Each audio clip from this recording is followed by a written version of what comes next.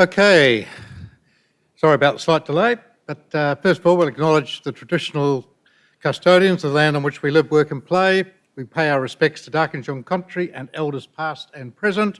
We recognise the continued connection to these lands and waterways and extend this acknowledgement to the homelands and stories of those who also call this place home.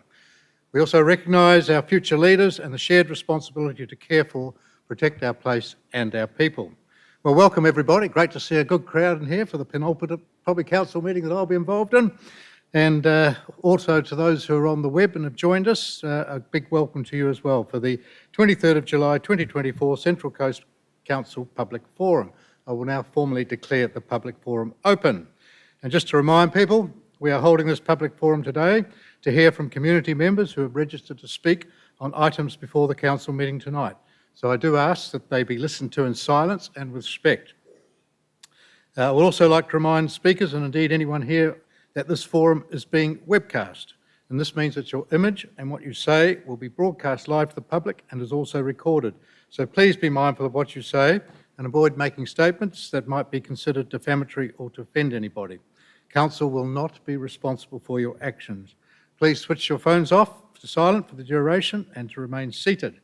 We'll move on. I will now ask the staff, are there any conflicts of interest for tonight on this? Nope. So we'll move forward to that. And just to remind the speakers registered to speak that your presentation is being live streamed and recorded, and you each have 3 minutes. And I think there will be a warning sound at 2 minutes and 30 seconds. So you will have 30 seconds to wind up from that point onwards. And once you've concluded, please remain at the sit down again. We have 3 speakers tonight. The first speaker is Rosalind Bonzo, speaking on item 2.5, the Dogs in Open Space Action Plan Progress Update. And speaking, if you'd like to go to the stand there and start your comments. Rosalind Bonzo, Public Officer for CC Bark. You might move a little closer to the mic or bring it closer to you. Yeah, that's probably better. Okay. Rosalind Bonzo, Public Officer for CC Bark. Option 4 is CC Bark's preferred option because it does not involve retrospective changes, spending any more money, or triggering huge expense and complications due to recent court decisions. An amended option 4 to include the draft actions, improved policies and procedures would be terrific. We believe recent court decisions mean option 1 involves obscene and unjustifiable costs for ratepayers. The first slide is an example.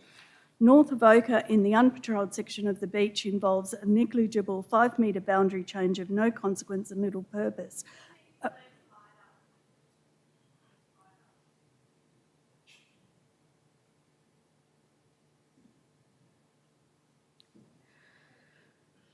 North of Oka in the unpatrolled section of the beach involves a negligible 5-metre boundary change of no consequence and little purpose. A ref was previously done in 2013 by Niche Heritage.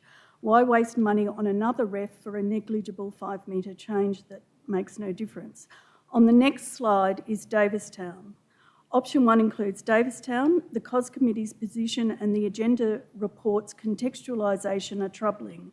The fauna species listed in the agenda are not in the dog park as shown by the map. And the next slide shows Dr. Elizabeth Ashby's report conclusions. We table her report and a letter of support by Sydney University biologist Paul Brookhouse. Dr. Ashby concludes that the evidence does not support the premise that changes to Pippi Point are prompted by impacts to important biodiversity. Current presence of species, despite the dog park, suggests no significant impacts. And her risk assessment concluded a significant adverse impact is unlikely to arise from the continued use of Pippi Point as a dog park. The next slide shows prior refs support Dr. Ashby's findings. Whelan's in 2010, bush stone curlews have not been recorded breeding at Pippi Point, which does not contain any of the key features of the preferred natural habitat. The dog park would not likely have a significant impact. Likewise, Niche found no records for bush stone curlews since 2004, and there was no need to exclude dogs from Pippi Point. Option 1 could be amended to reduce the costs. Proposed minor changes to existing dog parks like North of Oka could be abandoned, particularly as most proposed changes received less than 25% public support. And Davistown could also be excluded from option 1, but we believe option 4 does this more clearly. Option 2, as worded, necessarily perpetuates the costs of option 1 because the two options are interdependent. They could be amended, but option 4 does it more clearly. You may finish. I think you've only got a couple more to... Sorry? You may finish quickly. You may finish, yeah, quickly. Sorry, I can't hear you. You may finish quickly. Okay. Yeah, I think you've got a couple more to read out, haven't you? So I'll let you do that. Yes, I do. Option 3 also seems to incur excessive and unnecessary costs and is ambiguous on included sites. Option 3 may delay changes, possibly indefinitely if there is no funding for refs or expansion of dog parks. But CC Bark believe that this option increases the uncertainty and ambiguity, leaving the community in a constant state of fear and anxiety, which only exacerbates existing mental health challenges. For this reason alone, option 3 is not a choice preferred by CC Bark.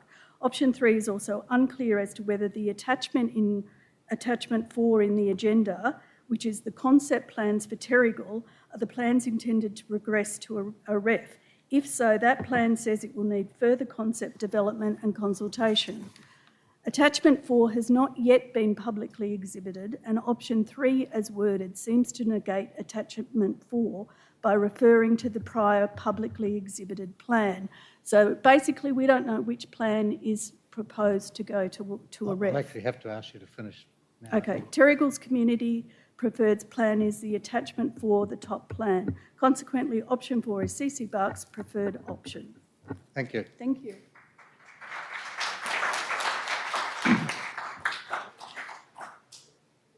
And now Johnny Rowe. Welcome, Johnny. Good to see you again. Thank you. Good. Thank you, Mr. Hart, for the opportunity to speak here tonight on behalf of the Davistown community and the folks in red you see up here. I'm also a member of the Safe Pippi Point team and a committee member of the Davistown Progress Association. I feel you're probably as sick as we are about talking about this subject, and hope that you can make a resolution tonight which can bring the matter to a close. The petition which I presented to you from the people of Davistown to keep the off-leash area exactly as it is had 3,572 signatures on it. All of your own stats show people are unsupportive of a change here. By any measure, it's very clear what the people of Davistown want.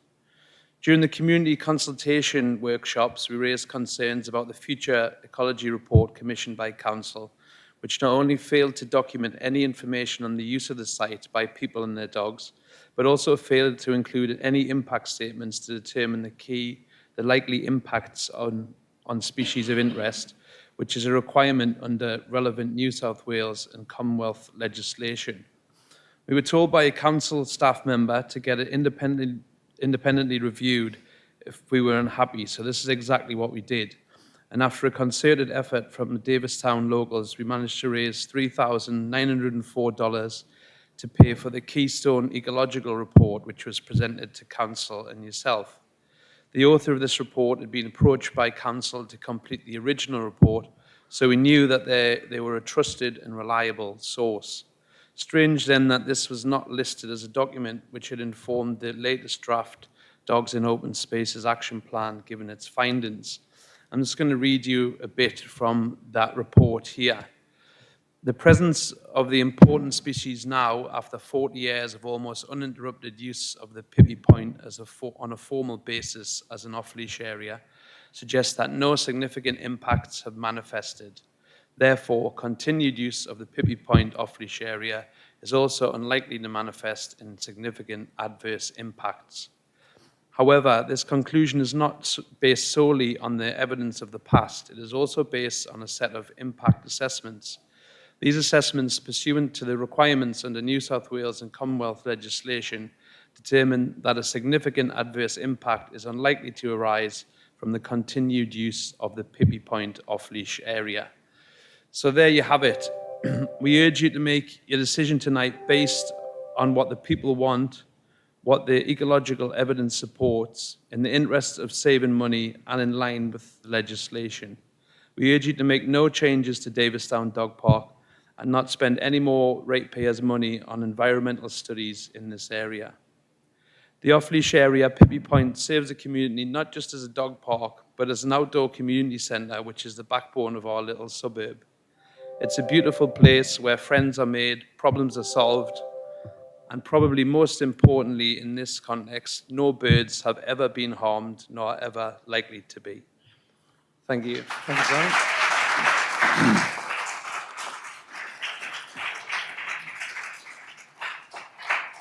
Thank you, Johnny. And our third speaker, again, welcome, Mark, twice in a week. Oh, God, I'm going to miss you, you know. I'll miss you too, I have to say. We just built such a good relationship. Anyway, thank you, Mr. Administrator, and thank you to the hard-working and efficient staff in the Council Support Unit that assist us and public people being and speaking in the public forum. You are appreciated. I'm speaking against item 2.13, the suite of council policies put forward for adoption by you, the sole arbiter, tonight. You know, deep within the 1,100 pages of the council attachment, you come to page 690. I love page 690. It includes the council's draft code of conduct, procedures for administration for the code and meeting practice, councillor briefings, workshop, councillor staff. Basically, how the councillors and staff interact. Now, since I only have 3 minutes, I raise a couple of points because I've probably got 2.5 now. But first point I'll go with is that item 18.1, the staff want meetings to finish at 10 p.m. You know, well, I'm missing their chicken or something, you know. It used to be 10:30, then it gets 2 points after it. I don't know. The other current policy allows councillors to lodge customer service requests on behalf of their constituents. Along with item 5.52 of the policy, the councillors can bring concerns that have been raised by members of the public to the attention of the staff. However, the council staff want that interaction gone, and under item 6.2, no staff member will be allowed to talk to councillors or lodgement of issues of councillors won't be allowed. Now, this is highly ridiculous, really, because one of the key jobs of a councillor is to represent the community, as we know, Mr. Administrator. And I don't think a councillor should be restricted in that point. Now, I'll get to the next point of access to information from councillors, briefings and workshops. In 8.3, it says, members of staff of council must provide full and timely information to councillors to enable them to exercise their official duties and functions in accordance with council procedures. Strangely enough, the council procedure you want to change is restricting their ability because under these proposed changes, the councillors will not be allowed to access presentation materials, notes and slides attachments from staff briefings. So it's our stuff, you can't have it. And any request for notes and attachments to the meeting agenda will only be provided 15 minutes before a meeting, gone from previous 5 minutes. Now, somehow, I don't think that's timely. When you've got to, it's just like ridiculous again. Anyway, how is a councillor supposed to be completely across the information if they aren't supplied it? And then we know in the last council, there was a fight between who had the information, who didn't have the information, and all that sort of stuff. So, our minutes. Yes, we don't need minutes. Or who attended meetings. Yeah, that's going to be gone out. We don't want to write down who attended them, apart from the councillors. So I understand that the council is preparing for the transition, but shouldn't the elected representatives decide the code of conduct, not the bureaucracy creating a policy that suits them? Now, in my 30 years of watching council attending meetings, that's what's usually happened. The new councillors come in and they vote on that code of conduct. This is just going to create more problems. So I ask you to either amend the inaccuracies or the problems in this policy, or delay it to the real elected councillors. Thank you very much. Thanks for turning up, people. Love your work. Thank you, Mark. Entertaining as always. I will ask the staff just to respond to a couple of those points when they speak to the item later on. Brings us to the end of the people wishing to speak at the public forum. And so I will now declare the public forum closed, and you're invited to remain or watch the council meeting which will commence at 6:30 on the web. So thank you, and we'll take a short break.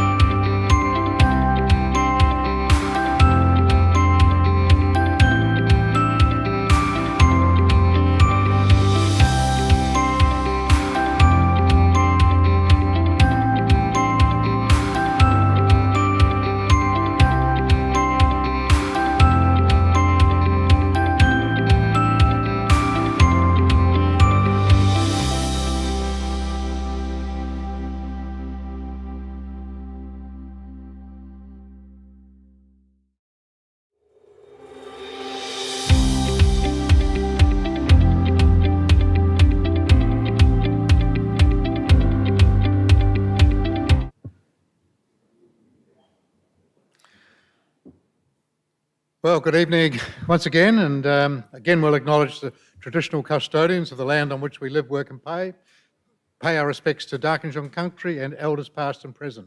Also, we'll recognise the continued connection to these lands and waterways and extend this acknowledgement to the homelands and stories of those who also call this place home. We recognise our future leaders and the shared responsibility to care for and protect our place and people. I will now formally declare the council meeting open. Just a reminder again that the meeting is being webcast and you should avoid making statements that might defame or offend. We'll talk about a few words at the beginning. Again, I just want to say a very warm welcome to everybody in the gallery and those watching at home tonight. The first thing I'm going to talk about is the ALGA National General Assembly. I have to confess that Marilyn Vale's beaten me to the punch on that one. She's already put out several comments about it, and I think Marilyn found it very useful, as I did. Early this month, I did attend that conference in Canberra, and the main theme was called Building Community Trust, which acknowledged the critical importance of trust in our democracy's different levels of governments, institutions, and amongst our citizens. The Assembly presented a great opportunity to meet with government ministers and officials to advocate for funding for key enabling projects on the Central Coast. That mainly occurred on the last day, on the Friday, when there's a sort of a slightly separate function. Discussions centred around principally the financial sustainability of New South Wales councils and management of community assets. There were some excellent ideas for improvement across the state, and SGS, which is an economics and planning organisation, presented some very interesting data. It's fair to say that the Australian Local Government Association, ALGA, is going to be strongly advocating, once again, for critical finance assistance grants to be restored to at least 1% and for local government to be reinstated as a full voting member of the National Cabinet. At the moment, the funding used to be about 1%, but now of total federal spend, but it's now back to about 0.5%, just over 0.5%. What that means is, particularly in New South Wales, with rate capping and everything else, councils that rely on this, particularly the rural councils, where they don't get much in the way of rates because they don't have a lot of residents, but they have a lot of infrastructure, roads, etc. They do need these grants, and as I said, they've been diminishing by the year, and that's what the conference was largely about, was trying to hammer home to the federal government it is absolutely necessary that that money is restored. But having said that, it was actually great to see the Prime Minister and most of his senior ministers all present, particularly on the Friday, communicating with members from ALGA. We also had NAIDOC weeks celebrated across the nation from the 7th to the 14th of July, when we paused to recognise the history, culture and achievements of Aboriginal and Torres Strait Islander people. The Central Coast has one of the largest and fastest growing Aboriginal and Torres Strait Islander communities in Australia, with around 17,000 First Nations people living in our community. At Council here, we hosted a flag raising event for staff and community members, and our libraries honoured First Nations people through NAIDOC themed story times and creative activities for young people. Last Tuesday, a week ago, we ran our fourth and final information session for prospective candidates. We had about 60 people attend, although about 100 actually accepted invitations, but in the end of the day, 60 rocked up. I'd like to thank those who did turn up for their keen interest and insightful questions, and there were a lot of them. Presentations and questions from all of those sessions, that includes the previous three, are available on Council's website on the election and referendum webpage. And I still encourage anybody who is interested in becoming a councillor to make use of that extensive materials available that are on the New South Wales Electoral Commission's website. The Chain Valley Colliery Community Funding Program is open and encourage the community groups and not-for-profit organisations in Chain Valley Bay, Gwandolin, Mannering Park and Summerlin Point to apply to the Chain Valley Colliery Community Funding Program for up to $30,000 in funding for projects and infrastructure that will improve their communities. The Chain Valley Colliery Community Funding Program is a joint initiative between Central Coast Council, Delta Coal and the local communities, and those applications will open on the 12th of August this year. I now want to just mention that we have a Capital Works interactive map, which has been made more active. This is what you will see if you go to the main screen on capital projects and so on. You will see it's divided into different colours, and you can see on the left-hand side that they're broken up into sort of things like drainage, facilities and buildings, natural assets, pathways, playgrounds, roads and car parks, and waste facility. Now, if you click on any one of those maps, if we have the next slide, you will actually see some detail now coming through, which will talk about on that particular project. So there's an example there that's being picked out, and you may not be able to read it, but it says what the project is, which is a new shared path construction. The location is Wilfred Barrett Drive, opposite the Magenta Shores Golf Course. The suburb is in magenta. How it's funded, which is it's funded through contributions. The budget, which is $6.5 million. And then you've got it broken down into what the budget was for 24-25. We've got the year-to-date actuals that have been spent against it. We've got the year-to-date budget. This is all put up there by the project manager. This holds them accountable for what they're delivering. And they make a comment that says the developer contribution funded project is ahead of schedule due to contractor availability and will continue into the 24-25 financial year as planned. So you will find the balance of that budget of that original budget for last financial year is in this financial year, and it's obviously being commenced. And it just says another further comment, in February, Council continue construction of shared path and retaining wall rocks. Now, just an important point, as we move forward from now, we don't, generally speaking, do much in the way of numbers in terms of for the month of July, which would get reported in the end of August, and likewise we'll only be taking July, August numbers, and you will start to see those numbers being filled in from September onwards, and from thereafter it will be monthly. But if you like, the numbers will be a month in arrears, exactly the same way as we report our financial results on the monthly reporting cycle and so on. So that's a new feature. So pretty much all the major projects are going to be listed there, so you can keep track of those yourselves as to how they're going. We will now, that I think is basically all that I've got to say for tonight, which is a short one, because we've actually got quite a long meeting. So thanks for being here, and we'll get into the meeting proper. So item 1.1 is disclosures of interest. I think I've already asked the question, but I don't think there's anybody who's got a conflict to declare. I certainly haven't. So we'll now resolve the resolution that is shown on the screen. Item 1.2 is confirmation of the minutes of the previous meeting. And since I was present and I have read them, I can confirm that the minutes are full and accurate. So I will now resolve the resolution that is shown on the screen. Now, item 1.3 is the notice of intention to deal with matters in confidential session. There is an item, 3.1, which is identified to be considered in the confidential session. However, I will not go into confidential session to consider this item. Given that, I will resolve that it be noted that there are no items to be considered in the confidential session. I will come to it in the normal agenda, but as I said, I have had the opportunity to obviously read the paper and have a look at it, but I'll comment there in its proper place at the end of the agenda. So I will now resolve to note the resolution that is shown on the screen. So we'll move into the reports proper, and the first items, the two normal ones, the monthly finance report and the monthly investment report, which I know Mrs. Rakamallara is going to speak to. Just a word of caution, they're not full reports, simply because we do not have the data. We haven't closed off finally the previous financial year. But anyway, I'll let Mrs. Rakamallara go ahead. Thank you, Mr. Administrator. As we have reported consistently through the last 12 months, Council has been prudently managing its budget and closely monitoring its financial position whilst delivering services and projects to the community. The 2023-24 financial year has now concluded, and whilst a number of financial adjustments are yet to be finalised, there is a reliable indication that Council will, for the third consecutive year, achieve an operating surplus.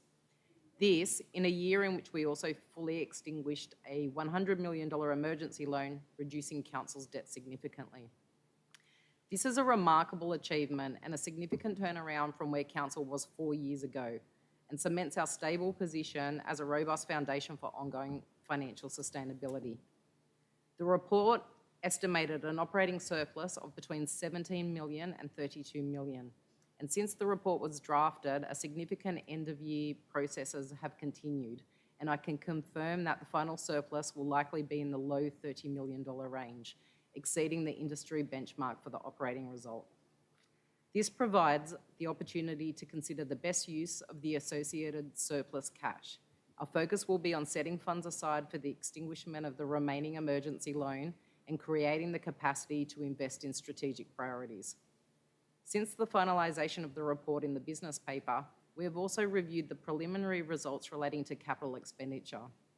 At this stage, close to 90% of the budgeted capital expenditure has been allocated, with the remaining money relating to projects crossing over into the new year. Again, this is a great achievement. Further noting that Council increased the capital works budget at various times throughout the year to accommodate multiple successful funding applications and the capacity to bring a small number of projects forward. As at June 30, 2024, Council held cash, including invested amounts, of $774 million and continues to achieve a return averaging 4.79%, which is better than the benchmark of 4.3%. Council's approach to investing money that is surplus to its immediate need is guided by the investments policy, which I will talk to later tonight. Details regarding cash restrictions will be presented in the draft financial statements, and the approach to restricting cash will also be discussed in more detail later tonight. The final financial results that will be referred to audit and an analysis of how they compared to budget will be included in a report to Council prior to the upcoming election. It is recommended that the information provided in the June Finance and Investments reports is received by Council. Thank you. Thank you, Ms. Rakamallara. I was going to take a small wager, but that number would be much closer to 30 than the 17, but you beat me to it, unfortunately, but I'm going to say that I was right. So it's a great effort, and to actually achieve the 90% CapEx expenditure, given that some projects were designed to go into next year, I think, again, is a fabulous effort. So once again, the Council has been able to report, still subject to order, some pretty healthy numbers, and it does augur well for a new Council coming in, being able to sort of hopefully continue on the practice. So with that, I will now move both items 2.1 and 2.2 and move the motions, the resolutions that are shown on the screen. We come to item 2.3, which is the open space strategy, and we're going to ask Beth Burgess, who's the Acting Director, Community and Recreation, to just say a few words about that. Thank you, Mr. Administrator. The purpose of this report is to seek Council endorsement to publicly exhibit the draft open space strategy for 2024 through to 2031 for community consultation. The open space strategy was developed to ensure a strategic lens was applied for planning and to inform decision-making for future provision of open spaces across the Central Coast. The strategy is primarily concerned with ensuring the supply and development of public open space is sufficient to support anticipated population growth and that it is acquired and developed in a timely manner. The strategy recommends planning principles, frameworks and benchmarks for parks and sporting fields and identified sports and recreation action plans that will sit underneath the framework. And this will ensure the provision of recreation space is well planned and adequate. The strategy was developed following research and extensive consultation with community and sporting clubs and associations, as well as key staff from within Council, and is now ready for public exhibition. Thank you. Thank you, Beth. It's a pretty important document because we do need to make sure that we keep up with the metrics that are recommended, which is sort of 3.1 hectares of open space per every 1,000 population. So bearing in mind that we do have an increasing population and we're expecting quite a few more people to settle and reside on the Central Coast over the next sort of 20 odd years, it's very important that we do actually have a strategy that actually allows us to keep pace with that potential influx of people and try to make sure that we actually go above the benchmark of 3.1 hectares per 1,000 population. And with that, I'm going to move the recommendation that is shown on the screen, make that as a decision of Council. We'll move to item 2.4, which is the Greater Warrnambool Structure Plan and the outcome of the public exhibition and for adoption. And I'm going to ask Shannon Turkington, who's the Acting Director of Environment and Planning, to talk to that. Thank you, Mr Administrator. The Greater Warnervale Structure Plan is a long-term plan that establishes a vision and land use planning framework to guide the growth of Greater Warnervale over the next 20 years. It's been developed with input from the community, agency and industry stakeholders. A structure plan is needed to guide where growth and development will occur, ensuring development is appropriately located and supported by necessary infrastructure and services to meet the needs of existing and future residents. The structure plan applies to an extensive area of 3,900 hectares and covers the area that you can see up on the screen. The estimated residential population of the study area is approximately 37,000 people, and by 2041 it's projected to increase to just over 64,000 people.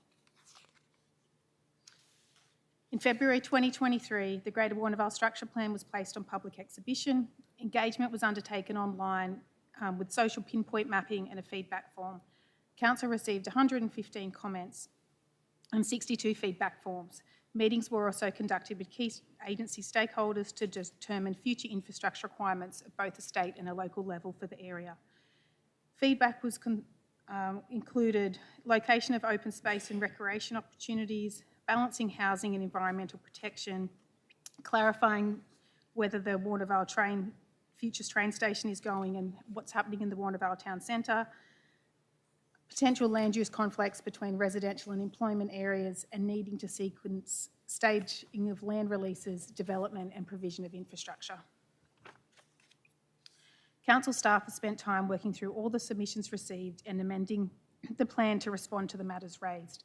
A key change to the structure plan is the layout of the document. Community feedback suggested that the exhibited plan was difficult to read and was too detailed. The structure plan has been amended to now have a smaller and more concise document and a background report containing detailed information. The revised structure plan more clearly articulates the vision for each precinct within the study area and provides clarity to the community on the desired future character and development outcomes for each area. Next steps, if the document's supported tonight, is to then forward the document to the Department of Planning, Housing and Infrastructure for their endorsement, and then we'll provide the final version up on Council's website. Thank you. Just a couple of important points here. The structure plan, it does not rezone land, so it's not rezoning anything. It is basically a vision document saying this is how we want that entire area to look down the track, trying to balance out things like the 15-minute cities and the other requirements that the state government is imposing upon us. I guess I'm regretful of the fact that the state government did not agree to put a decent railway station in Warnervale and make sure that was operable. So the plan does now have two town centres which have been split, which may have a benefit, I think, in some cases, having them split, but nonetheless, instead of having the one larger town centre with more development around it, we're now going to have two separated as per the plan that you saw in front of you. It's a plan for the future. It needs to be sequenced, and of course, the state government and federal governments need to provide funding for some of the basic infrastructure. So where you see, and the council staff are talking to the state government around schools, provision of hospitals/healthcare facilities and so on. But it's terribly important that these things are matched before we get the whole of the next nearly 30-odd thousand people that we expect to be there somewhere before 2041. But I'm happy with what they've done. I think it looks pretty good. It does cater for employment lands, residential of various types of housing, schools, and for playing areas and sports fields, etc. So with that, I'm going to approve the Greater Warnervale Structure Plan and adopt it as per the resolutions shown on the screen. And I was contemplating skipping item 2.5, but I suspect there's some people in the audience that want to hear what's going to happen there. So we won't. We'll actually do item 2.5. And what I would ask is please listen carefully to some of the words that Sharon will talk to, because one of the most important things to understand is what the legal ramifications are with the Land and Environment Court case between Northern Beaches Council and so on. So I'm going to ask Sharon now to just do a little brief introduction to this. Thank you, Mr Administrator. The objectives of the Dogs in Open Space Action Plan is to provide amenity and accommodate the increasing population growth of the community and companion animals on the Central Coast, including increasing the number of off-leash areas in our open space network from 61 to 68. The first draft plan followed the adoption of the Responsible Dog Ownership Policy by Council on the 5th of April 2022, which was developed to provide guidance to the Central Coast community on the responsibilities of owning a dog. As a quick recap, the first draft plan was placed on public exhibition from the 1st of July to the 26th of August 2022, with over 3,200 submissions received. The revised draft plan was placed on public exhibition from the 1st of August to the 1st of September 23, with a further 1,500 submissions received. The community told us that dogs are an important part of many households on the Central Coast. The community generally agrees with the principles of the plan. However, there is a level of disagreement with actions proposed that may affect them directly, and that the environment needs to be protected in planning for off-leash areas. In reviewing all feedback associated with the exhibition of the revised draft plan, and in progressing updates and refinements to the revised draft strategy, Council staff became aware of relevant New South Wales case law, being Palm Beach Protection Group Incorporated versus Northern Beaches Council from November 2020. The case law sets a precedent that impacts Council both broadly and specifically relating to sites which require investigation. Independent legal advice received noted, before carrying out or approving an activity under Part 5 of the Environmental Planning and Assessment Act, a determining authority is required to examine and take into account to the fullest extent possible all matters affecting or likely to affect the environment by reasons of that activity. It's therefore recommended that Council commission a review of environmental factors, or an REF, for those sites that have changed to the current use, proposed change to the location of the current use, proposed inclusion of an additional infrastructure to support the intended use prior to formally adopting this plan. Davistown remains a key community issue, which was highlighted by tonight's speakers. Despite the refinement of options and proposal to establish a new off-leash area memorial oval, it's recommended that an REF be undertaken on the Davistown sites to determine the best future use. The Haven at Terrigal was recommended for conversion to an on-leash area in the first draft plan due to the proximity of the cliff edge and the adjoining high-use roads and parking area, which creates safety issues for both dog owners, the dogs, as well as community members. During consultation in 2022, the Administrator recommended a fence option be exhibited with a revised draft plan in August 23. Since this public exhibition period, Council has explored potential concept designs for the fenced off-leash area at the Haven, as shown on the screen, noting that these drawings are concept only and further community consultation is required before a design is finalised.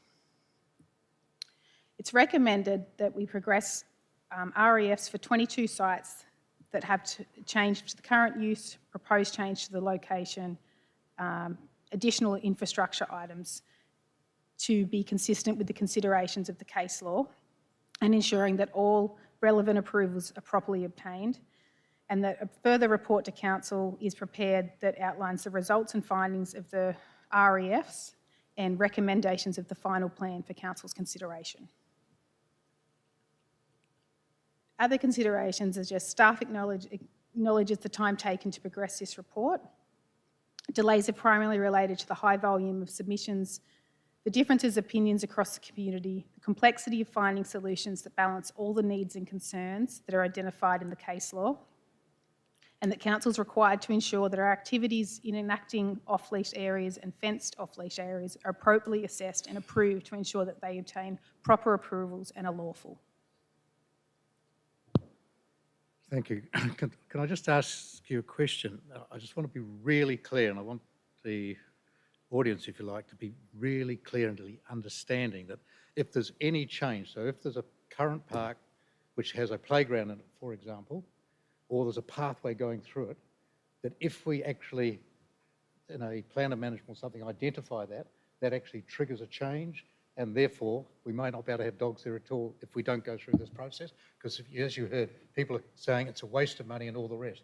But my understanding from reading the report is if we don't do this, then we run the risk of having no dogs there at all. Yes, that's correct, and that's what our legal advice says as well. So that's the legal advice, by the way, for those who are concerned. Okay, thank you for that. Well, I guess I'm going to cut straight to the chase and not hold people in a abeyance, I suppose. First of all, I'll talk about Elora Reserve, Pippi Point. I've been out to visit that site, I think, 3 times. I've certainly met with a number of the residents and groups, and I must say all of those meetings have been very cordial and I've got to say polite, and although their views have been put firmly. I have met with, as I said, the local dog owners and so on. I have read all the reports, including the big one at the back of this document, which, as Mark Ellis said, it does take a bit of reading all those reports. So I have read that, and I have read particularly the environmental reports.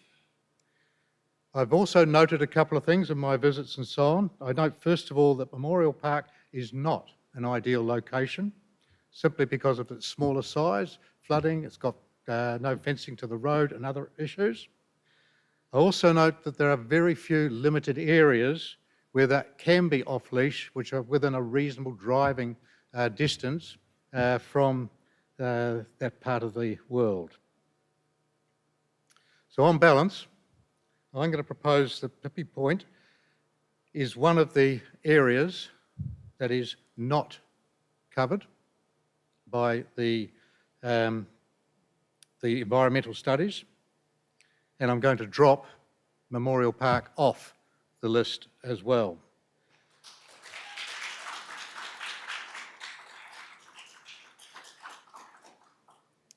And you'll see that when I come to the resolutions, because there's an awful lot, there's a lot of change that's gone into this, as I said, from the thinking that's gone on. Turning to the Haven, I have not changed my mind on the Haven. As I've mentioned previously, I have seen on numerous occasions different examples of the safety issues that exist down there. And I know the Chief Executive was just saying to me, I think you were down there last weekend or something, and again reported seeing things that you just can't sit and leave in situ. So I'm going to endorse the approach the staff have talked about, which is the approach I set up, which is having a fenced area for off-leash. What I'm going to also do is to ask the staff to come back with a separate report, having put some design thinking into it, what sort of infrastructure might be around it, what it might look like and so on, to come back to what will be the future elected body to talk that through. In the meantime, what I'm doing, I'm agreeing for the studies to be able to be done under the RFP or the and so on, the REF. And so that work can go on, and basically we're locking in that it will be an off-leash area, but fenced, and the size, shape, and what it looks like to be determined by a paper coming back to the future council. So it deals with the 2 points. The balance I'm not going to make any comment on. They go as per the officer's recommendations. So what we will do now, I have some different resolutions from what you would have seen in the papers, and we'll quietly go through these. I will read them out so we're all clear. Number 1 is in fact the same as the paper, which is note the extensive community input received in response to the first version of the draft Dogs and Open Space Action Plan. That's the first draft plan, and the revised version of the Dogs and Open Space Action Plan, the revised draft. Be clear, again, we're not approving the action plan. That will come back to council later. 2, we endorse the removal of Memorial Oval Davistown from the list of sites for further investigation as an alternative option for Davistown. 3, endorses preparation of review of environmental factors, the REFs, for new sites that have had a change to the current use, proposed change to the location of the current use, or proposed inclusion of additional infrastructure to support the intended use and of known environmental sensitivities. That's the bit that I asked confirmation from staff, from Shannon, as to what the implications are of the court case. 4, notes that any site that does not meet the criterion point 3, that there are no proposed changes to the current use. This applies to 47 sites, including the Laura Reserve, Davistown, Pippi Point and Narara fenced-off lease area. 5, endorses preparation of detailed concept plans and review of environmental factors REF for the proposed fenced-off lease area at the Haven Terrigal due to, as I've highlighted, the safety concerns. The outcome of the REF and concept design to be reported back to Council to allow for consideration of options and further community consultation. And 6, I want people to very clearly note that recent court precedents identified during the exhibition of the revised draft plan Palm Beach Protection Group versus the Northern Beaches Council in 2020 has resulted in a detailed exploration of the implication of this case and the approvals that may be required for off-leash areas or fenced-off leash areas. This has resulted in delays to this report being brought to Council and has influenced the final recommendations. With that, I will now move all of those recommendations and make those as a decision of Council. We will move to item 2.6, which is progress of sale of Gosford CBD sites to the Minister administering the TAFE Commission Act. And I'm going to ask the Chief Executive to speak to that. You're welcome to stay and have a cup of tea or coffee afterwards, but you may also wish to leave. I'll wait till... Mr Administrator, the report in front of you discusses the potential extension of a contract for sale that Council has of its Man Street holdings to New South Wales TAFE. Council currently has a contract with TAFE New South Wales for the purchase of its former administration building in Man Street, Gosford, at an agreed value. This contract is dependent on TAFE receiving budget funding for the project. The recent New South Wales government budget did not contain funding for this project, therefore TAFE will be required to withdraw from this contract in the next few days. However, Council has been approached by TAFE to extend the contract to allow the funding to be considered as part of the 25-26 New South Wales budget. TAFE has developed a strong business case at a significant cost and are hopeful of gaining funding in that budget. The project is a very important one for Gosford and the Central Coast, as it will provide a new purpose-built TAFE focused on core competencies available in the Gosford CBD, such as health, law, administration and hospitality. It will also complement the 2 other knowledge-based developments currently under construction in the CBD, the Gosford Regional Library and the Gosford campus of the University of Newcastle. It offers the potential to put an education hub in place for the Central Coast and to improve educational outcomes for coast residents, in particular young people. The Central Coast has higher than average youth disengaged from employment and education and lower than state average educational attainment. Additionally, the presence of a university and a TAFE strengthens the potential of Gosford CBD as a business centre offering higher order, well-paid jobs to residents across the whole of the Central Coast. The location of the new university and TAFE campuses in a prominent location will put the Central Coast front and centre as a place for learning. The overall plan sees a former TAFE site redeveloped for housing with a portion of affordable and social housing. This also fits into the aims of Council's housing strategies. It is proposed that the Council extends the contract for another 12 months, however, that the site be revalued independently to take advantage of more recent movements in the property market. This is a very important project for Gosford and the Central Coast and a real opportunity to improve educational and employment outcomes for the Central Coast, and it's recommended that a contract extension be entered into. Thank you, Mr Farmer. I have to say I 100% agree. Where Mr Farmer came to me with the news that I guess that the state wasn't going to purchase it this year, but TAFE are definitely interested in it. Their business case has been done. The business case looks pretty good, so they're ready to go. It's just requiring the state government to agree. So we'll give them 1 more year. I think the agreement that Mr Farmer has reached with them, whereby there will be a new valuation.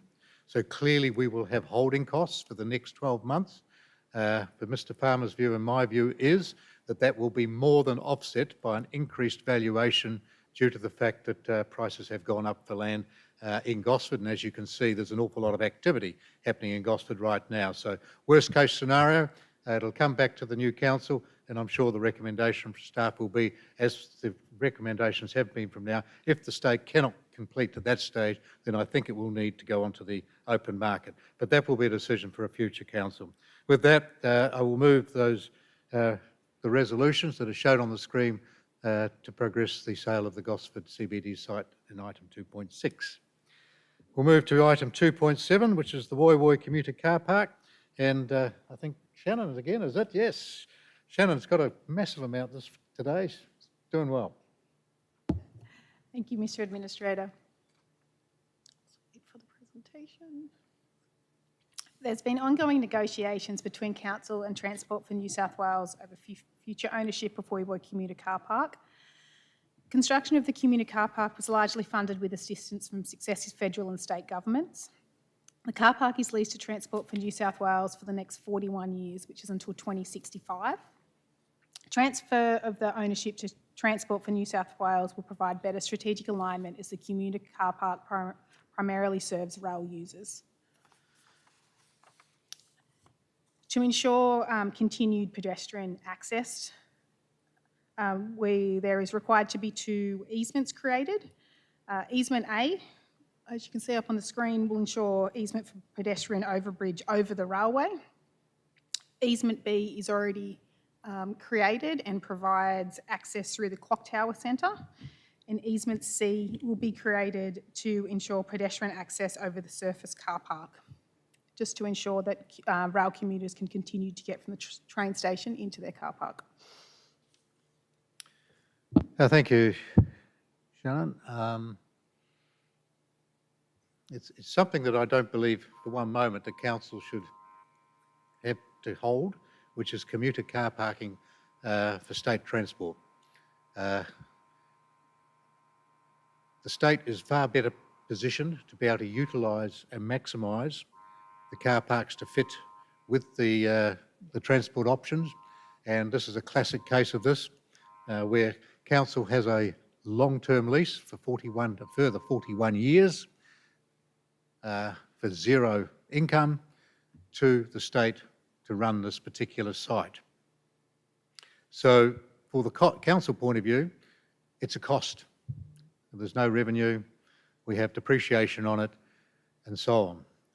When you actually do the numbers to hold it for a further 40 odd years, the numbers don't make sense at all. The land value and so on, when you take into the fact at that time it's the end of the asset's life, probably got to be knocked down. So you take knockdown costs, you take all the depreciation that we have to carry for it over those years. When you add all that up, it's more than the value of the land. So for us to sell it for $1 is a very good deal. And whilst it sounds like a little amount of money, it's not when you consider the long-term costs of holding an asset where you get no revenue from it. So with that, I'm going to absolutely support that. The state government came to us and said they were interested in taking it, and we've been able to come to a reasonable deal. As you saw from Shannon's presentation, it's a little bit more complex because we've got to give rights of way and covenants so that people can access from the car park to the actual station itself.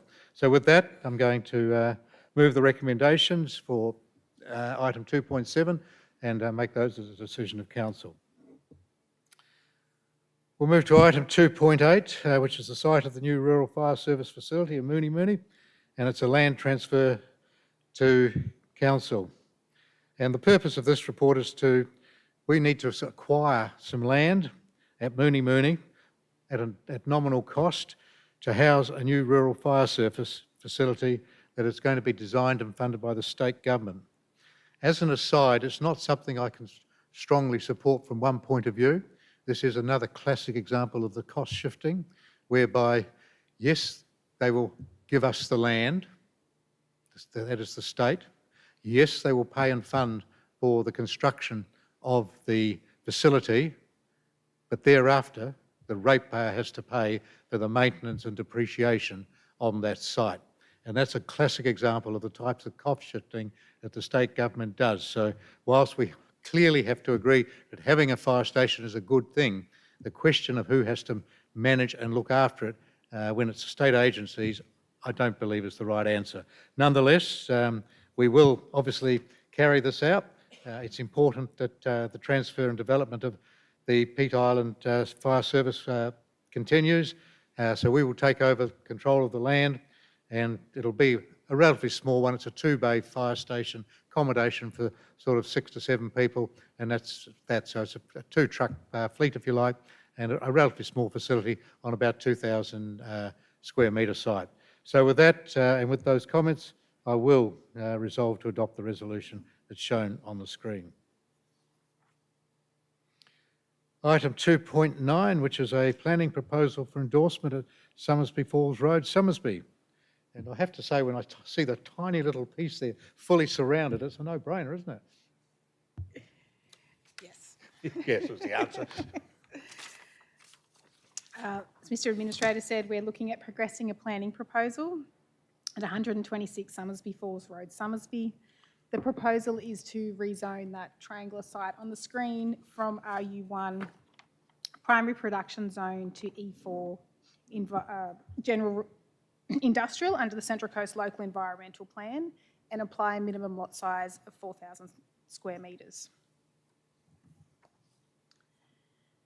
The planning proposal will result in the illogical expansion of the E4 zone in the existing boundary of the Summersby Business Park.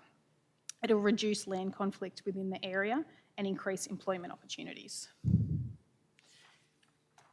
We are early in the planning proposal process, and the next steps from here are seeking a gateway determination from the Department of Planning and then proceeding to community consultation before reporting back to Council. Yes, as I said, I think this is basically a no-brainer. As you see from that diagram, you can see the little red triangles stuck in the middle of existing, commercial development. So the fact that we'll also come back, as shown in that last slide, we'll come back to council later for finalisation after it's been through the gateway process. So with that, I'm just, as you can see there, it comes back to council there on the bottom left-hand second one in blue dot.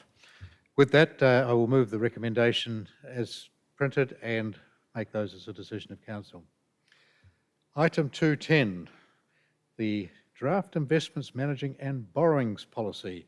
Ms. Rakamallara. Thank you, Mr Administrator. The Draft Investments Management and Borrowings Policy presented here tonight provides the framework to guide the investment of funds surplus to immediate needs and how we go about considering borrowing money. This policy is significantly guided by legislation and regulatory guidelines. The former policy related to borrowings was last reviewed in 2017.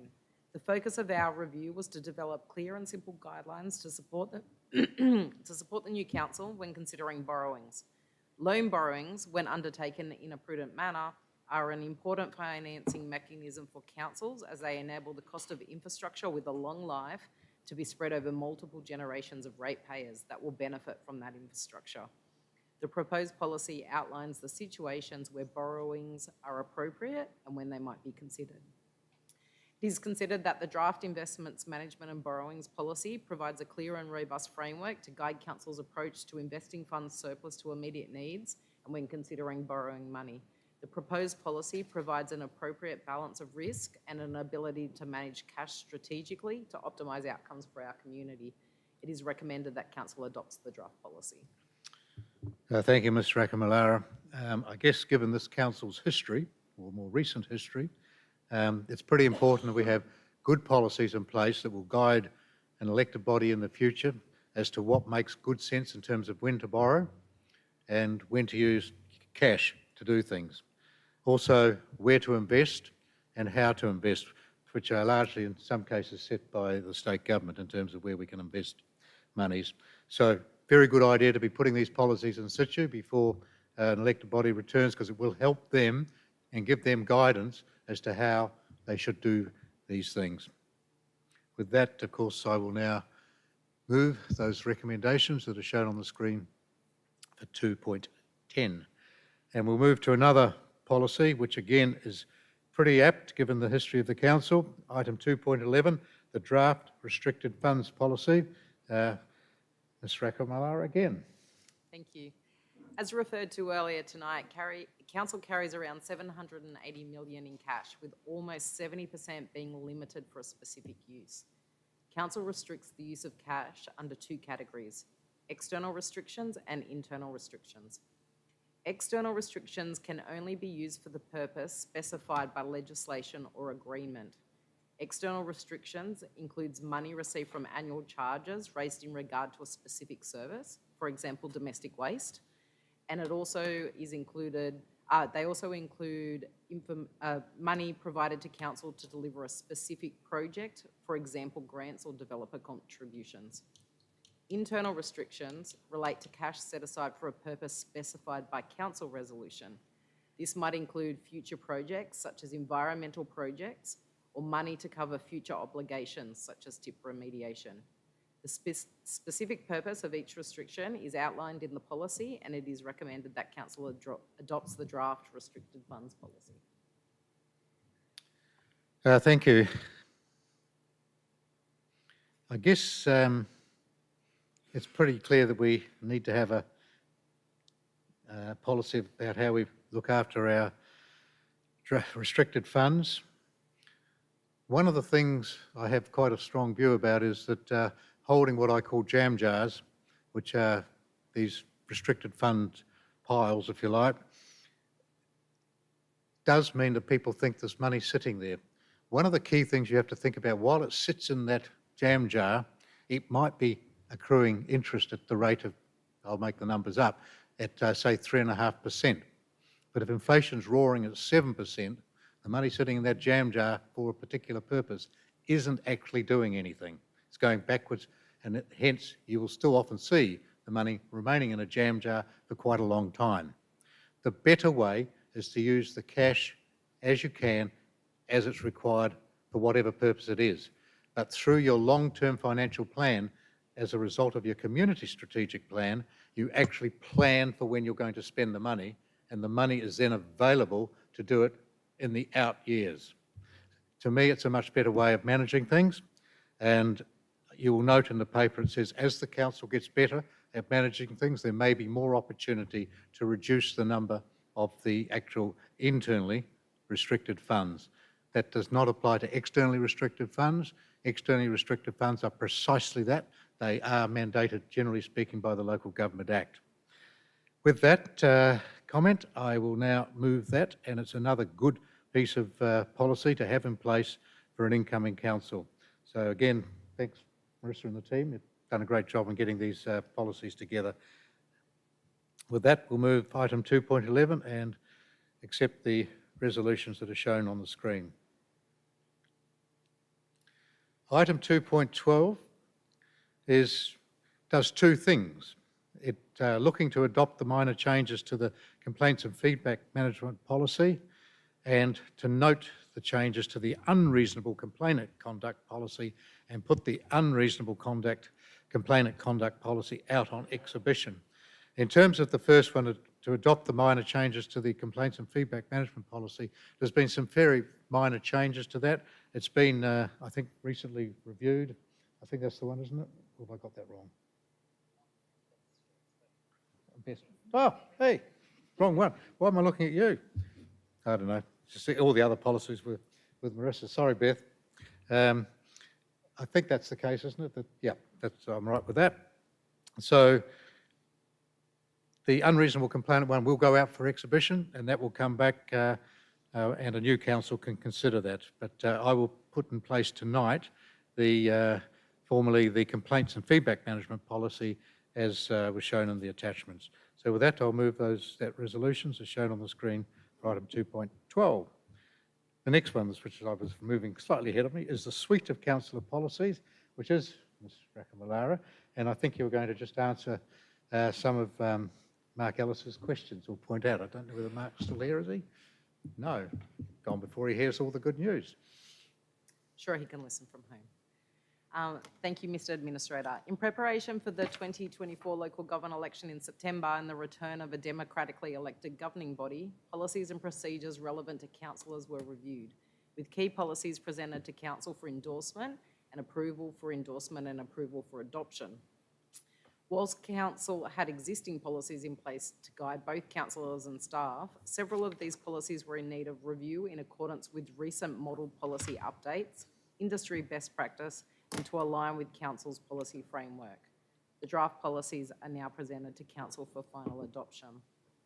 To provide some additional information relevant to comments made during the public forum, the role of the councillor is set out in section 232 of the Local Government Act 1993. The policies outlined in the report and proposed for adoption are designed to help and assist with meeting these requirements.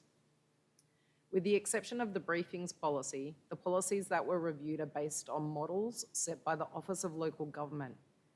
These are proposed for adoption with minor bespoke changes to reflect council structure to ensure consistency and alignment with the overseeing body for councils. To clarify points raised by the Speaker, the councillor and staff interaction policy, clause 5.2, is to differentiate between the two types of requests a councillor might have. So the first for information necessary for their civic role, and the second is a service request, either their own service request or on behalf of other people. Councillors are still able to lodge a service request or assist a customer with a concern. It is just that this is not done through the councillor request portal. Councillors are still able to advise a member of the public on how to lodge a service request, or they can lodge them on their behalf through council's customer service. In relation to the way also councillors interact with staff in a number of different ways, so that they may directly contact members of staff listed in Appendix B of the policy to discuss matters under their areas of responsibility. And I'll just note that the positions represented in Appendix B equate to over 25 people in the organisation, so there are a number of people that can be contacted. They can also contact and discuss with any member of staff accompanied by anyone listed in Appendix B, and they can interact with any staff member in a conversational manner, as outlined in clause 2.2 of the councillor and staff interaction policy. In relation to the councillor briefings and workshops policy, with respect to clause 9.3, the focus of the briefing is the provision of information, which may or may not come with a presentation or other documentation. A time limit of 15 minutes before the meeting has been proposed to allow for additional presentations in the case of an urgent briefing, and for the councillor to have copies at the start of the meeting so a detailed verbal briefing can be provided. In many cases, there will be no briefing material, and in others, it will be actually available 5 days prior. The timeframes outlined just give us flexibility. Further to that, it is not proposed to publish the presentation materials on the website, as this is information that is provided to councillors to assist with making a decision, and is often supported and usually supported by a public report on the council agenda. So just to clarify, agendas for council meetings will be made available at least 3 business days prior to the meeting, and it is only for the briefing sessions that the written information may be provided with a reduced lead time. If the elected body wishes to review these policies post-election, this can be done at any time to ensure they remain fit for purpose. And further, the Code of Meeting Practice and the Code of Conduct also need to be reviewed within 12 months of the election so that any changes from the elected body can be incorporated. So just reiterating that, they must be reviewed within 12 months of the election, but they can also be reviewed at any time at the request of council. Thank you. Thank you. It was a very concise and insightful comment on how it all works. And I'm not going to add to that because I think that was quite clear. I think the important thing is we have policies in place for when a new elected body comes in, so there are clear rules that can be explained. Once a new group of councillors get to understand how it all works and everything else, then, as Marissa said, they will have to consider updating, changing, or keeping the same those procedures as required to by the Act. I would also just make the comment that if anybody's been following the Liverpool saga, you will note that one of the things in the report, negative report from the investigation there, was that the Mayor was asking staff not about what to do with the DA, but just the status of it. You can't have that contact going, even if it's from a mayor, talking directly to the staff. The right protocol is council wants to do anything, they talk through the CEO or nominated people that the CEO nominates can be directly talked to. So it's quite important to see that actually there are rules and regulations around that, and Liverpool are now actually one of the many issues that they're facing is just how they manage that. If I might comment, I think this is a really important point, and I think Mr. Ellis honed in on his perspective on this, not understanding or really being aware of the risks involved and why this is such an important issue, is councillors, elected councillors, only have power in the chamber, and it is only the power of the majority of the councillors. And these systems, and clearly the Liverpool system is exactly that, is designed to ensure that an individual councillor can't seek to exert influence over individual members of staff, essentially to get certain things done, which may not be the intention and the desire of the majority of the council. And that's a system, and that's why there is that separation. That's why it's very strong, and that's why quite possibly a Liverpool council will be dismissed in the next few days. Thank you. As you can see, it's pretty important. With that, I am now going to move to adopt the resolutions as shown on the screen for item 2.13.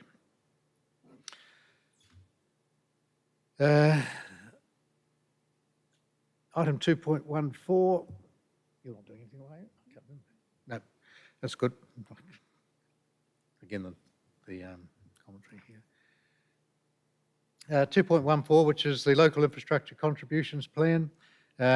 We exhibited that in conjunction with the operational plan, and what we're trying to do is just to make sure we tie together the Section 712 plan, which is about approximately $2 million a year of developer contributions through that plan, into delivering the things that they've been asked that we want them to do or what we would like to be done. So what we need to make sure is we marry up and have exactly the same as what the contribution plan says versus what the CAPEX program shows as being funded from the 712 plan. So what we've done is exhibited the two together, and therefore, of course, since they match up, we will now lock in the actual Section 12 plan because it now marries up exactly with the operational plan and the CAPEX program.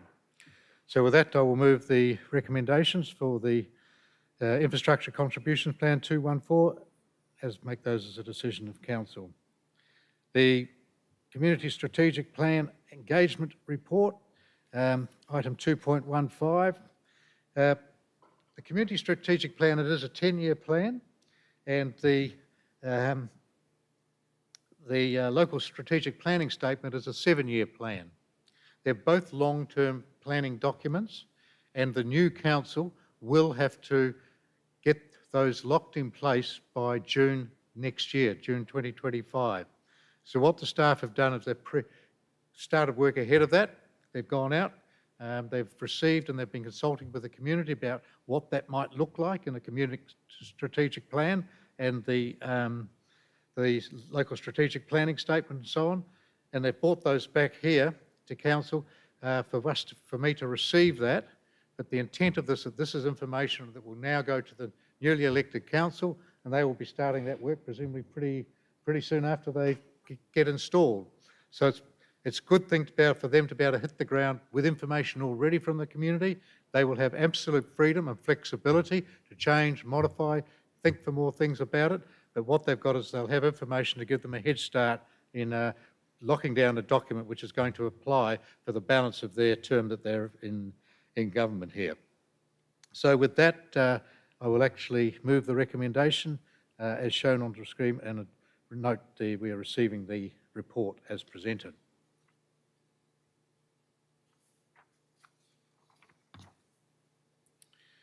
Item 2.16,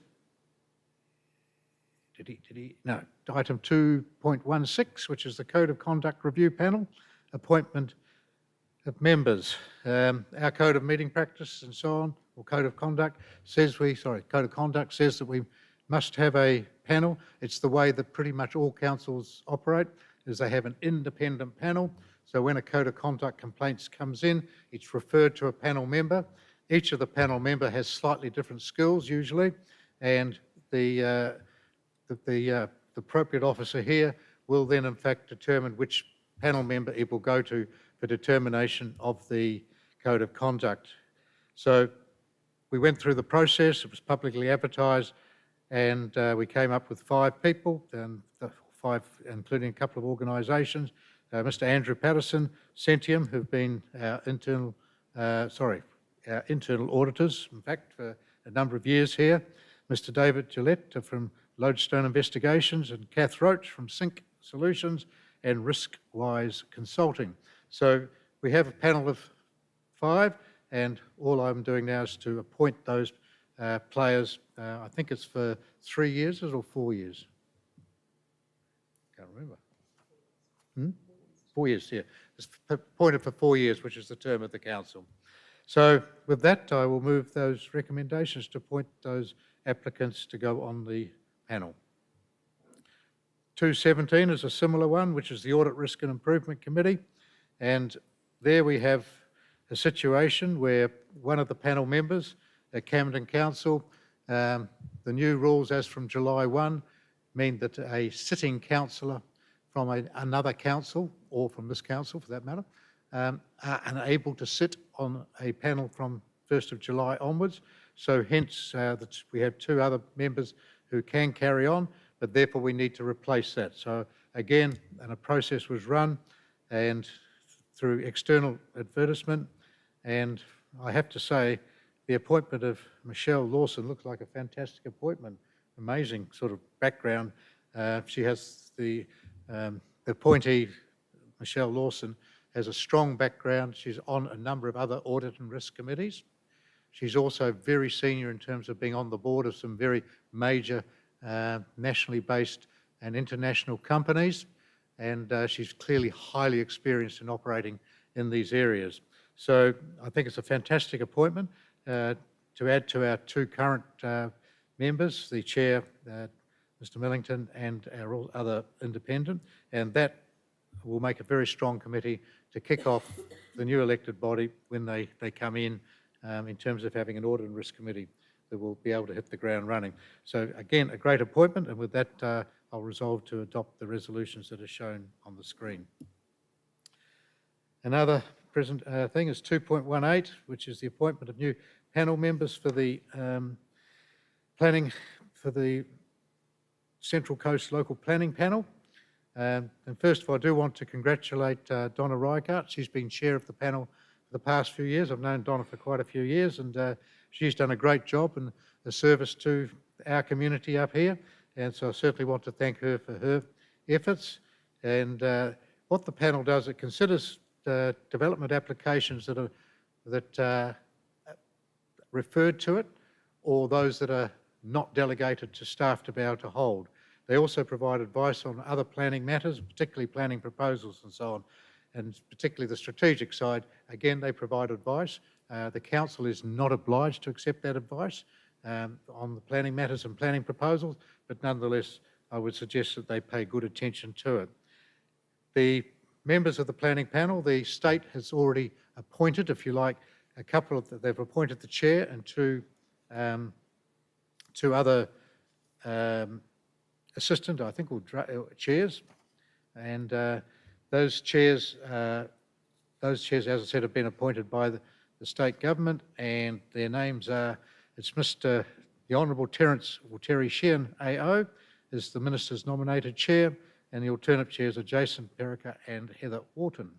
So those are the chair, they're appointed by the state.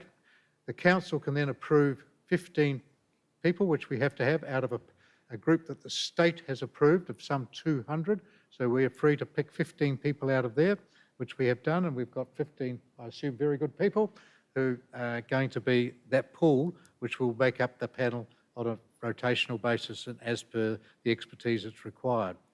And the final members are the community representatives, and We have to follow the departmental's panel member selection guidelines.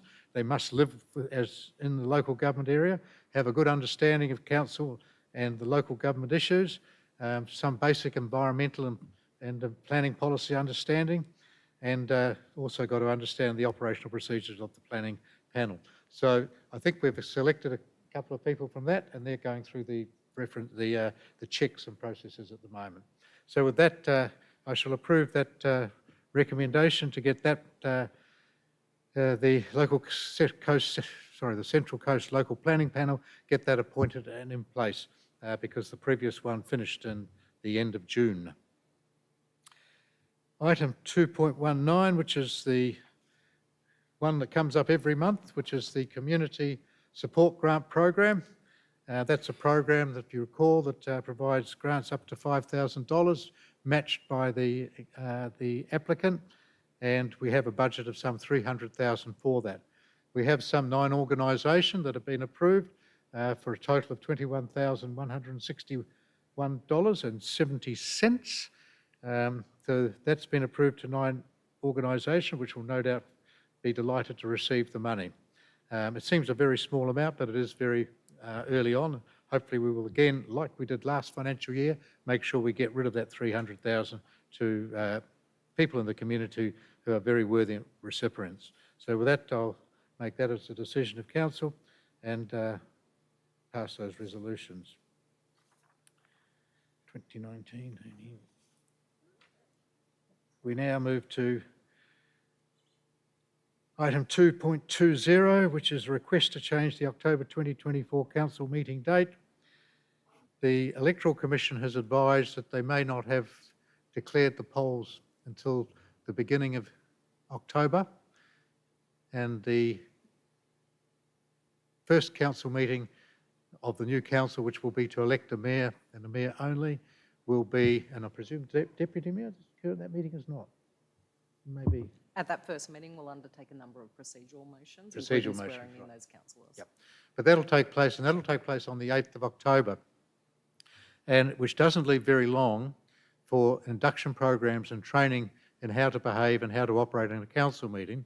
So what the staff have requested is that that council meeting be delayed from, instead of the 4th Tuesday to what it's able to do, to have the 5th Tuesday in October. So it's right at the end of October, which does give another week's and which can be utilised for training purposes. So the staff will be able to get, hopefully, in close to 3 weeks training before the full council meeting will come back.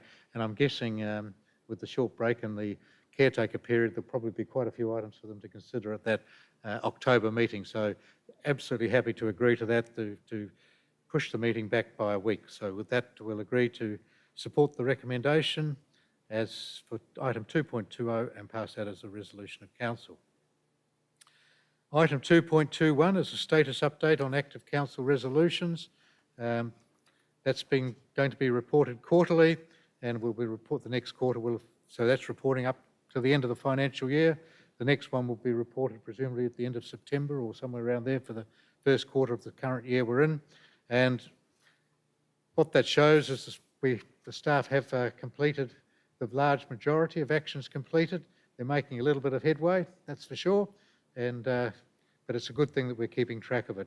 And with that, I'm going to just note the presentation on that and the status update as per the resolution. Now comes up item 3.1, and as I said at the beginning, I'm not going to kick everybody out and hold a meeting with myself about the paper. What I do need to do is say that I have firmly read the report right through, have considered the financials in it, which are pretty important, and the proposed recommendations. And unfortunately, all the material that's contained in that report has to remain as confidential and not be public. And that's largely because if that information got out, it places the council in a position of weakness when it comes to a negotiation that's going to have to take place down the track. So with that, for item 3.1, I will move the recommendations that are shown on the screen.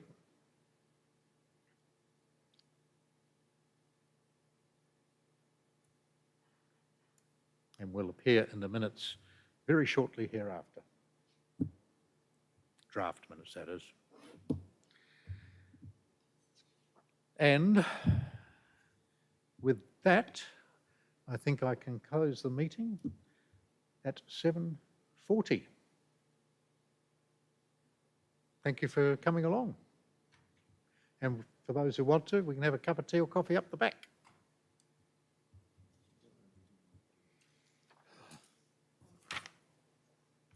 Well done.